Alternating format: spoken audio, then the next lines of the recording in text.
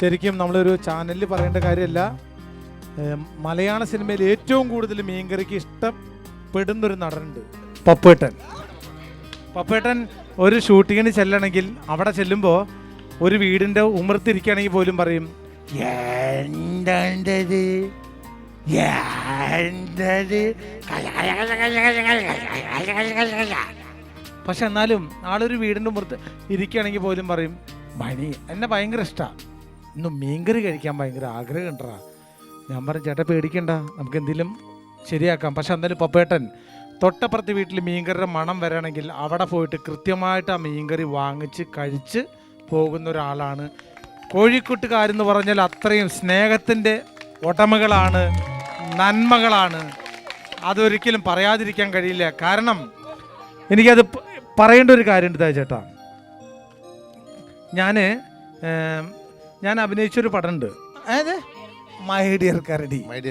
ആ പടത്തിൽ അഭിനയിക്കാൻ വേണ്ടി ഞാൻ ട്രിവാൻഡ്രത്ത് ഞാൻ പോയപ്പോൾ എൻ്റെ അടുത്ത് എൻ്റെ കൂടെ പാവം പപ്പേട്ടൻ വന്നിട്ട് ട്രിവാൻഡ്രം എന്താ പറയുക, എനിക്കത് സഹിക്കാൻ പറ്റാത്തൊരു നിമിഷം. അത് അവിടെ ആ മ്യൂസിയത്തിൽ വന്നിരുന്നിട്ട്, അവിടെ കാഴ്ച ബംഗ്ലാവിൽ വന്നിരുന്നിട്ട് എന്നോട് പറഞ്ഞു, എടോ ഞാനൊക്കെ മരിക്കാറായ ആളല്ലോ, നിങ്ങളൊക്കെ എന്തെങ്കിലുമൊക്കെ സഹായം ചെയ്യണ്ടേ. ഞാൻ പറഞ്ഞു എന്താ പപ്പേട്ട, എന്നെ ഒന്ന് സിംഹത്തിനെ കാണിക്കടോ. നമ്മളാണ് എല്ലാം പൂർത്തീകരിച്ച് സിംഹം എന്ന് പറയാറ്, പക്ഷെ അവിടെ സിംഹം എന്ന് പറയാറുള്ളൂ. ഞാൻ അവിടെ പോയിരുന്നു.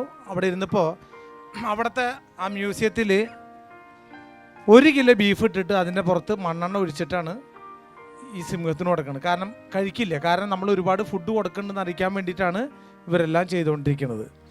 അപ്പോൾ ഈ സിംഹം വെറുതെ നോക്കി അറിയും,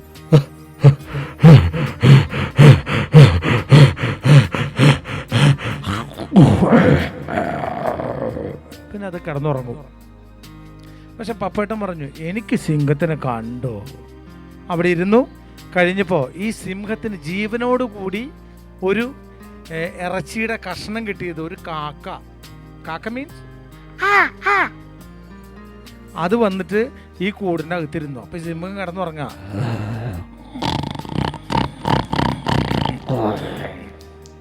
ഇത് ഞാൻ കാണിച്ചു തരാം. ഈ സിംഹം ഈ കാക്കേനെ പിടിച്ച പിടിയുണ്ട്. നമ്മൾ അന്ന് ഷോയിൽ കാണിച്ചായിരുന്നു. പക്ഷെ എന്നാലും ഈ കൈ കൊണ്ട് ഒരൊറ്റ പിടിയാണ്. ഈ പിടി കിട്ടിയിട്ട് ഈ കാക്ക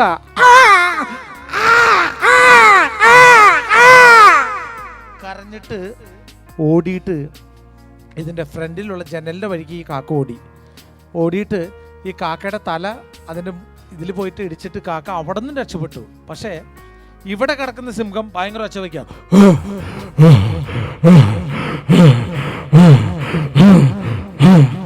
അപ്പുറം കിടക്കുന്ന സിംഹം പറയുന്നുണ്ട്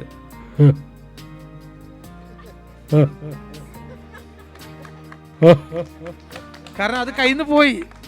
ഇത്രയും നല്ലൊരു ജീവനെ കിട്ടിയിട്ട്, അല്ലെങ്കിൽ ഒരു പ്രാണീനെ കിട്ടിയിട്ട്, അല്ലെങ്കിൽ ജീവനുള്ളൊരു കാക്കേനെ കിട്ടിയിട്ട് അത് പിടിച്ച് കഴിക്കാൻ പറ്റാത്ത നീയാണോ സിംഹം?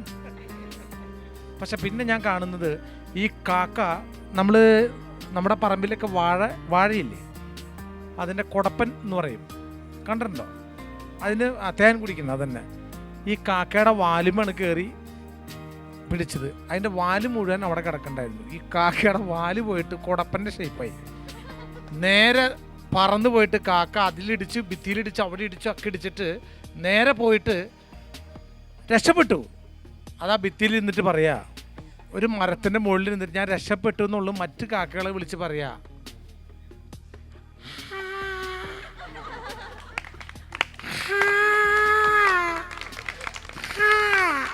അതായത് ഞാൻ രക്ഷപ്പെട്ടു എന്നുള്ളതാണ് പറയണത്.